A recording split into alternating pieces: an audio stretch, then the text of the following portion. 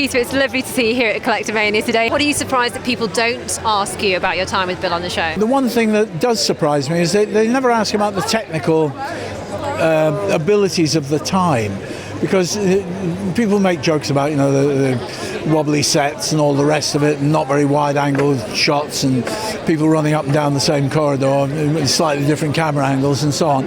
But I mean, the technical ability of the time was, Doctor Who was at the cutting edge of it, really, and it was money more than anything else that stopped it being clever. I thought, to be honest, that Doctor Who would have died when Star Trek started, because suddenly there was a show which was along similar lines, at least it was sci-fi and everything, that had a huge amount of money pumped into it, and Doctor Who was being made for threats.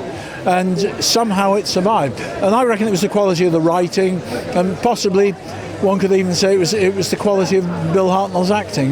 He created something which really has this longevity. Now, when you look back and you think, gosh, I was with the first incarnation of the Doctor, what does it make you feel? I'm chuffed to bits. I mean, it's great. For me, he is the Doctor. There'll never be anyone else who can usurp him from that. He created it, and so every Doctor that's come after it, doesn't matter how good they are as actors, and there've been some cracking actors in there, they're not the Doctor. Not for me. But I'm very proud of the fact that I was in it.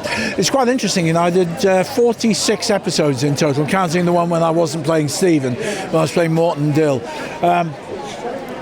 That was in a year, and Colin Baker was the Doctor for 3 years. He did 29 episodes. I mean, the difference in time. When we did it was very much like weekly rep. We did a different show each week. You went in, started rehearsing on the Monday. You did the show, recorded it on a Friday as if it was a live thing, and it was a bit of a sausage factory. What did you enjoy most about playing Stephen, though? Oh, the variety of characters I was allowed to play. The historical stories I thought were great. Unfortunately, they don't really exist. The Massacre doesn't exist. The Mythmakers doesn't exist. The Savages doesn't really exist. Though that was more sci-fi than historical.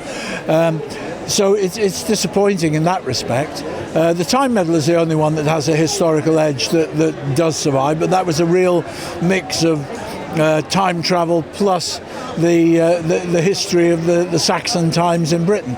So they were always the interesting ones for me. I didn't like working with the Daleks and the Chumbleys and all that. I didn't find them interesting, and they're certainly not scary when you're working with them in the studio.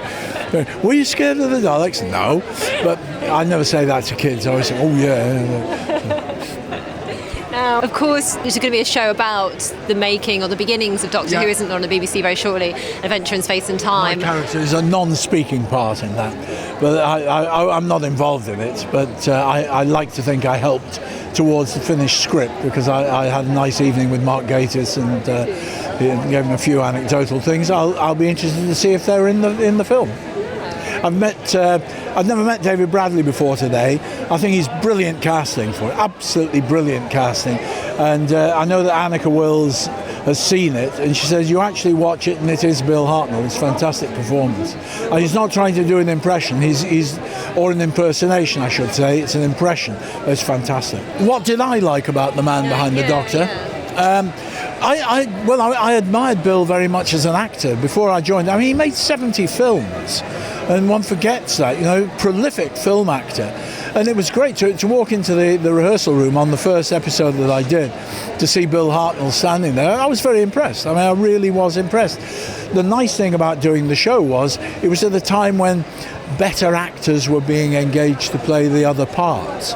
And that grew, because prior to that, to a certain extent, actors tend to frown a little bit at television, because there wasn't a lot of television work for actors.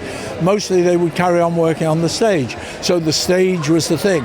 So to work on television was, people looked down their noses a bit at it.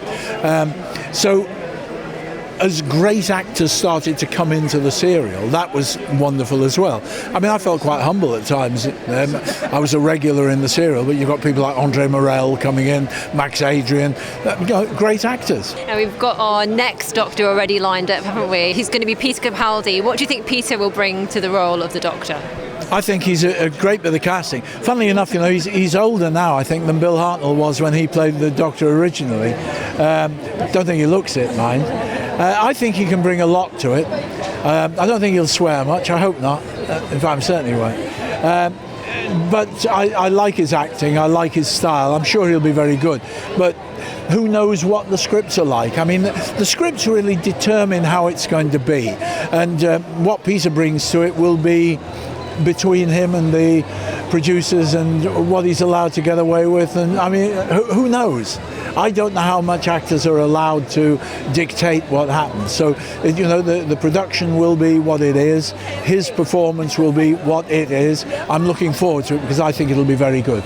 And if you were asked to return to the TARDIS at any point, or return to the Whoniverse as any character, would you like to do that? And who would you like to return as? I would leap at it. I wouldn't care. I would love a part in it. I would be delighted to play. Don't even want a leading part. Just give me a part in it. I'd be very, very happy. Well, we'd love to see you in it, Peter. Thanks so much for talking to us today. You're welcome.